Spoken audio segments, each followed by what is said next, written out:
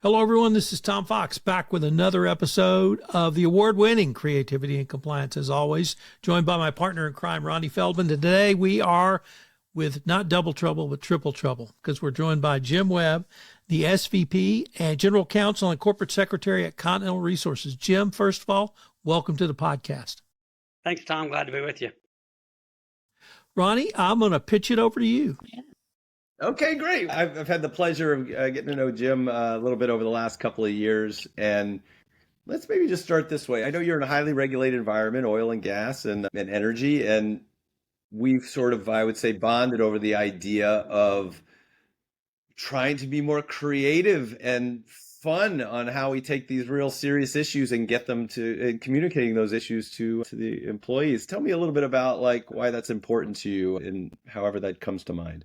You bet. Now, I think that the first reason and probably last reason it's important is that ultimately I want compliance.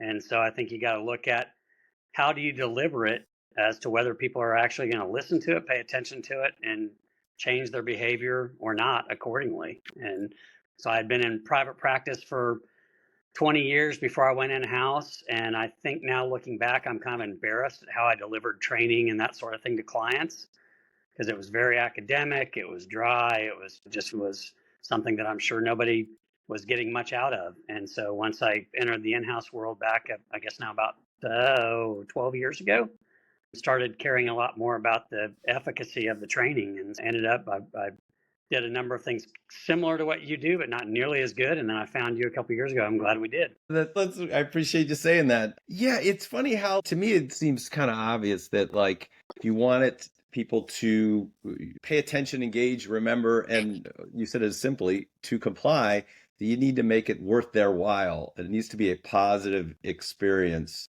Have you found any blowback, or that's not the right word, any resistance to executing some of these things as you've come forward? Zero. Zero. What I've had is, oh my gosh, I didn't know that compliance could actually be kind of make me chuckle. And no, that doesn't mean there may be somebody that thinks that we are too flippant about important issues, but I really don't think we're flippant. I think even in the midst of using your stuff and similar type things that we do on our own, we can be lighthearted, but there's a strong message, and nobody walks away from it going, I wonder what that was about. They may walk away thinking that they laughed at a character or whatever the case may be, but it's going to stick with them. And I think especially in this day and age, I've grown kids now, and one's still at home, and I think about how much they live in these little snippets and memes and everything else.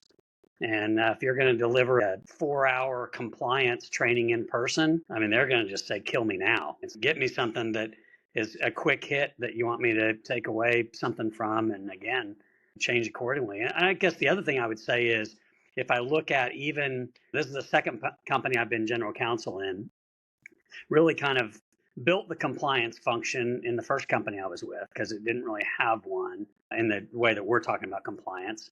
And then really kind of reformed one when I got to Continental. And it was a great program, great lawyers involved, a lot of the same people that are still doing things, that we're still doing stuff together. But as I look at just the number of questions that come in and the number of comments made, whether it's when I'm out in the field office or running into people in the elevator here in downtown Oklahoma City, they'll say, hey, I was wondering about, and they'll ask a question about gifts, meals, and entertainment that, frankly, I guarantee you we wouldn't have gotten those questions before if we were doing kind of the old stale, kind of tried and true ways that people have been doing it for so many years. It always reminds me, and people who listen to this podcast know one of my favorite quotes is from John Cleese from Monty Python. And he says, the main evolutionary significance of humor is it gets us from the closed mode to the open mode faster than anything else. And it's so you're saying it right there, like just the fact that people will stop you in the hallways or ask you questions, or it's all that sort of stuff that takes the hard edges off of the scary title of compliance officer. Those are scary words to people. You bet. And you think about, again, if you just look at the black and white of what we as compliance professionals kind of deliver, a lot of the times it's all fine because it says we have a hotline and you can talk to your boss. If you're not comfortable talking to your boss, come talk to someone in the legal department, all these different avenues and everything. And yet so many times people aren't doing it. I mean, I would go month after month with no calls to the hotline. And I'm like, okay, guys, we clearly have a cultural issue when it comes to compliance. Mm-hmm. And not that's the be all end all, but I will tell you 2 years after that, after we started being more, intentional about it, we get hotline calls. And I've often said, I want I want 10 hotline calls and I want 9 of them to just be, I hate my boss. They're just complaining about some HR issue or whatever. That's not really a compliance issue because I want the one compliance issue that I otherwise wouldn't get. And so I think that whether you look anecdotally or look at the actual numbers of what kind of compliance type reporting issues, number of investigations we've had to open up or whatever, the bottom line is it works. And I think I love that Cleese. I'm also a Monty Python fanatic, so we have that in common as well. But I also think it just kind of gets past some of the ego is the only word that comes to mind, but I don't really mean it in big-headed ego, but rationalization or whatever else, where you can kind of break through and get past the things that kind of guard people from ever having to look at the issues and give them a safe place to say, yeah, I thought that was a great little skit that was done. It did make me wonder about this, and they raised the issue that they wouldn't have otherwise raised with you. I have a couple of questions about sort of the execution of things, but let me check in with you, Tom. Any thoughts that you're inspired to query Jim about? Jim, I wanted to ask, what was the nature of your practice before you went in-house? I was a trial lawyer, so I was in a large law firm in Denver and then Oklahoma City, and did business litigation. I'm a recovering trial lawyer as well. So that's an interesting path. And I was also in the energy industry. I practiced in Houston for 40 years. It was interesting for me to move into an energy company where safety was by far and away number one. And that was beaten into our heads literally every moment, every meeting. We always talked about that. And what I've never been able to sort of do is move from the acceptance we got in training and the safety model to that sort of acceptance in compliance. And I was wondering if you could comment upon the importance of safety at Continental Resources, although I already know the answer, but do you continue to push that message out? And have you been able to use any of the strategies that the safety department or other department might have used to help communicate your compliance message?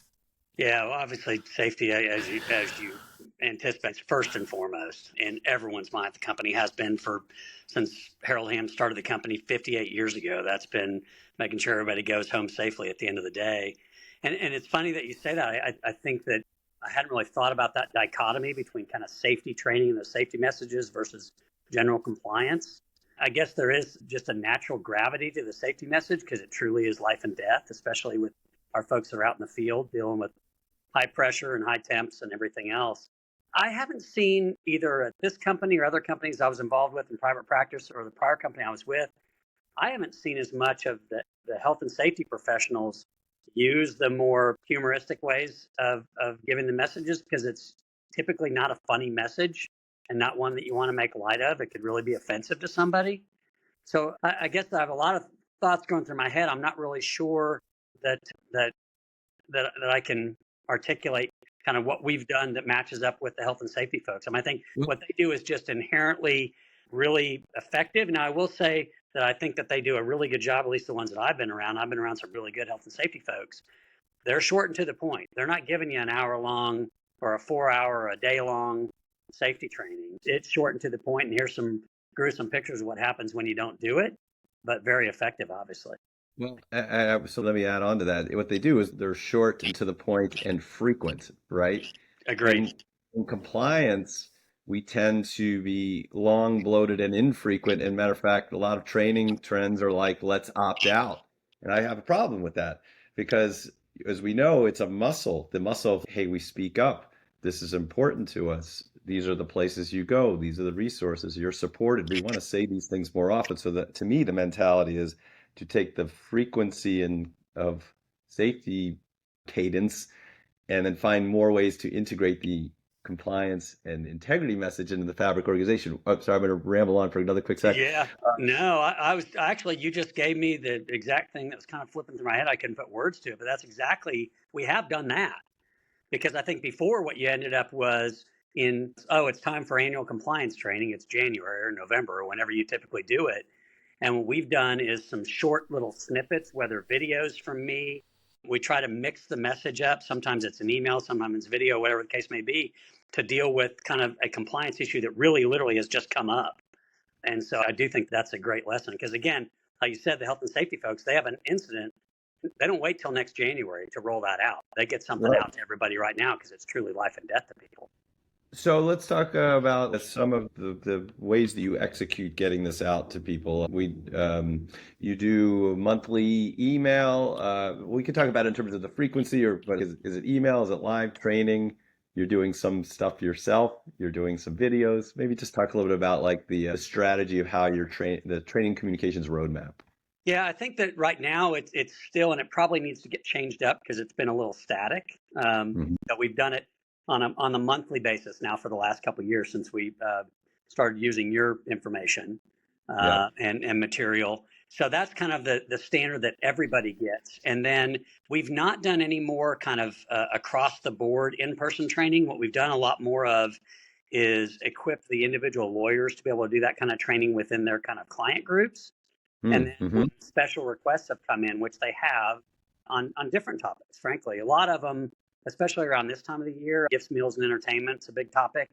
And as we've gotten better with your help in getting that message out there to folks about why we care about this issue, it's led to a number of people saying, hey, could you come in and talk to our group? And the group might be 10 people, it might be 100 people, but more just kind of on the fly, as opposed to, again, kind of the routine, like you said, formally scheduled compliance training that happens across the companies. But I do think that it's time to kind of revisit that as we look at 2025 and maybe have a little bit more intentional in-person stuff, because I think you got to change it up. And that's what the stuff that we've gotten from you and that we use from you has really done that. It just inherently, by definition, changes things up every time. They have no idea what they're going to get, but they're interested enough to click on the link and look at it.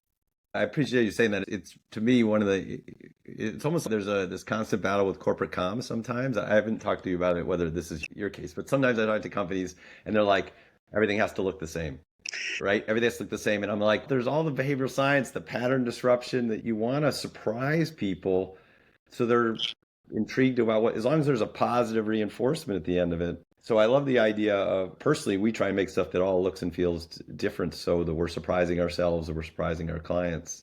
Yeah, you'd love our corporate communications folks because they agree with you. Now, it may be packaged on the front and back end, and there's some quality control, but obviously we haven't had quality issues with any of the stuff we've done. I want to talk about something it's reminding me that we had a conversation 6 months back or so about when you first started doing this initiative of, we'll just say, regular communications with short, fun content on it. You weren't at first getting as much click-through rates. And we started really drilling down to how it was presented. And forgive me if this is an exaggeration, but the initial emails were like, integrity is very important to us. Please, we take it very seriously. We have these great resources. Here's a fun video.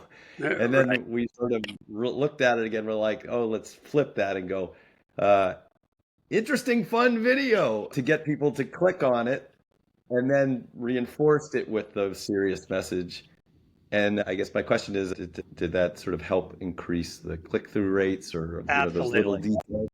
Yeah, no, I think, and that's kind of also analogous to what I was talking about before, about in the old days when we just did this boring compliance training and talk about integrity is important and we believe in compliance, all the stuff that's absolutely true but incredibly boring to hear. And people are just kind of used to getting kind of flicked in the head. And we'll even put kind of the one I sent out the other day was just like, holiday gift from legal. And people are like, what the heck is that? And they click on it. And so as long as you can get the click, I don't care how you get people there. But I think doing the old kind of standard boring, everybody acknowledges that we want to be compliant. Why do we need to say that? Let's say something that's going to get the eyes looking down. And when they've learned that they're not going to click on something and see a 45-minute presentation that they have to watch, I think you also start to build that muscle too. And people know they're going to get something that's it might make them laugh, it might not. They might think it's too corny and they don't laugh at that one, but they're probably still more likely to open the next one because you just start to train them that, hey, we're being respectful of your time, we're being respectful of your intelligence, and we're trying to do something that we think will stick with you. And remind me, in addition to pushing out some of our video content, you're also making little selfie videos and having fun with it. Talk a little bit about some of the other creative things you're doing. Yeah, we're trying not doing a ton of those, but doing a few of them. And like we did one with one of my attorneys had written a night before Christmas poem, basically about gifts, meals, and entertainment. And we thought, what would be one way to do that? So I searched around the office literally at the last second, grabbed some goofy looking costume materials, and we have a great film studio here, great comms team. They could put a background with the fireplace and everything else. And so I read the poem kind of in character. And again, something that I had a number of comments about that. But I don't really care about the comments about whether people liked it, didn't like it, whatever the case may be. They're talking about the issue. And again, right now, when we're in a type business where vendor gifts this time of year, it's a problem if we're not seeing those reported because they're being given, I promise you. And I can tell you, my first couple of years at the company, we went through an entire holiday season, almost no gifts reported. I knew that there were gifts being given, and I wanted to have a system in place that was where we could collect those and be able to deal with them appropriately. And I think are we 100% there? No, we'll never be 100% there, but we're light years beyond where we were when we started this whole process. I know we want to keep these, so we're following our own advice, keep these podcasts relatively short to the point. Is there any other sort of, one of the reasons we started doing this podcast in the first place is the fact that everyone kind of gets that this is a good idea for the most part, but people sometimes struggle selling in the concept or they're maybe slightly, or it's a risk averse community. Is there any sort of advice that you have for people that who want to do something along these lines, more creative, more empathetic, shorter, fun? Just any other words of wisdom? I had to make a little bit of a case for that because I think the powers that be were kind of used to the old style of doing it. And I really had to just use the examples of look at what kids are watching. Look what any of us are watching as we're scrolling through our phones. We're watching these short snippets. And basically I had to say, let me try it, right? Just trust me and let me try it and let's see what kind of response I get. And my experience is that people that might think it's not that great of an idea or that you're making light of a really important topic, once they see it, they go, okay, there was substance in that. And they'll give you a little bit more rope, a little bit more rope, a little bit more rope. So I think you just have to convince people that you've seen it before, you know what's effective, and give me a shot. And if people hate it, great, we'll go back to the old way of doing things. And so far, we haven't done that. It's so great because I mean, maybe I'm in my own bubble about it, but it just seems to me that this is how we consume information in our everyday non-work lives. No doubt. Short things that are fun and interesting make you more approachable, make the topic more approachable, and it doesn't necessarily undercut them serious with the message. It helps people to pay attention, engage, and remember. And ultimately, you said it really great. It's about getting people to be more compliant. It's an effective, it's a means to an end. Be fun and interesting is a means to an end. And a lot more fun in the process too. That's great. Tom, anything you want to say to button it all up? Yeah, I want to pick up on something you've said 2 or 3 times, Jim, and that is around the word engagement. However, I don't mean the engagement of getting someone to click.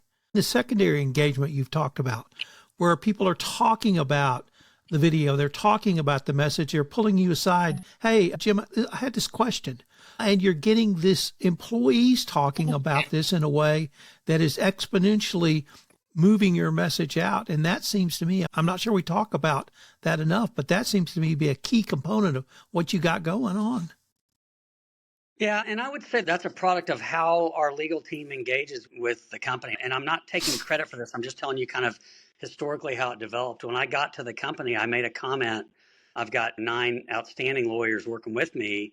And I said, I see we're all kind of in one area in the building in Oklahoma City in headquarters. And I said, every time I walk down the hall, I see you guys in your offices. And at some point in time, about a year from now, I hope I walk down the hall and none of you are in your offices because you're all out on other floors. You're out in our field offices. You're engaged with folks in meeting and everything else. And I think that conceptually, I've always looked at the legal department as being trusted advisors in the business. And the only way you can do that is you have to be out in the business. And so I think as our team has gotten where people know us, and they know us as individuals, they know us as people, and we're engaged with them on a day in, day out basis on everything, even non-compliance related. It makes it where they're a lot more willing to have that conversation with us when it comes to a compliance issue.